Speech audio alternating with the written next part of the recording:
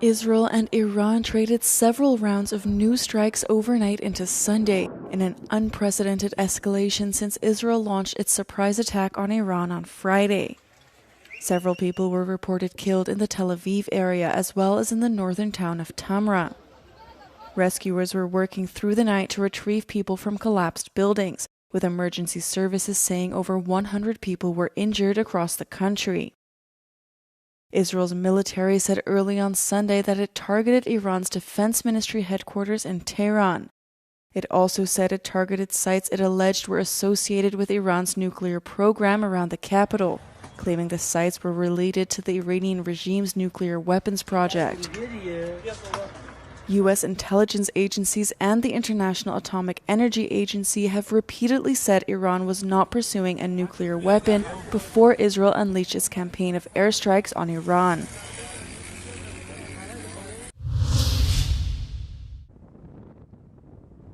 Iran's Revolutionary Guard commander said closing the Strait of Hormuz is under consideration in response to Israeli attacks.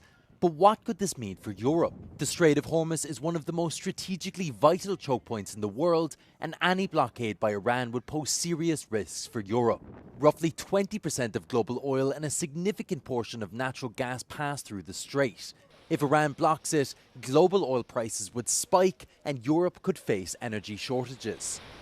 A sudden oil price surge would increase inflation, energy costs, and disrupt industries across Europe.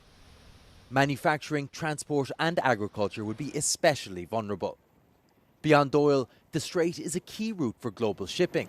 Disruption could delay European imports of raw materials. A blockade could also trigger military confrontations involving US or EU navies, risking a broader regional war. French President Emmanuel Macron has announced that a top-level UN conference on Palestinian statehood scheduled for next week has been postponed.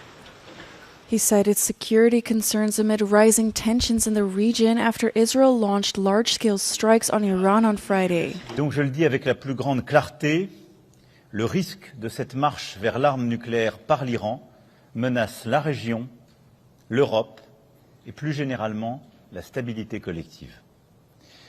Nous ne pouvons pas vivre dans un monde où l'Iran posséderait la bombe atomique, car c'est une menace existentielle et une menace pour notre sécurité à tous. Amid surging tensions, France as well as Germany are increasing protection of Israeli assets and Jewish sites. Macron and German Chancellor Friedrich Merz emphasized their support for Israel, but also urged both sides to refrain from further escalation.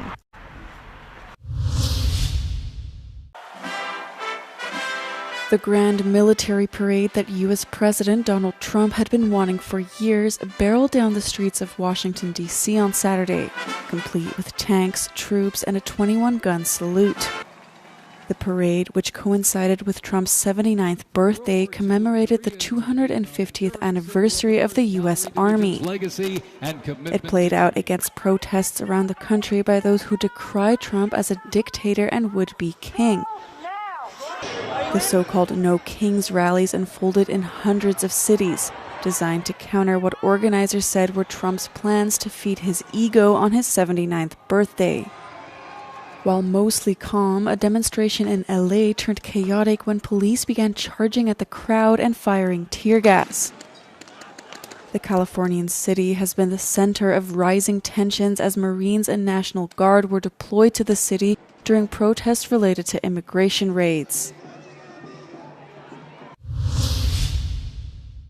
A Minnesota lawmaker and her husband are dead, and another lawmaker and his wife are wounded in shootings at their homes early on Saturday. Former House Speaker Melissa Hortman and her spouse were killed. Authorities say the attacker posed as a police officer. Governor Tim Walz has described the shootings as targeted political violence.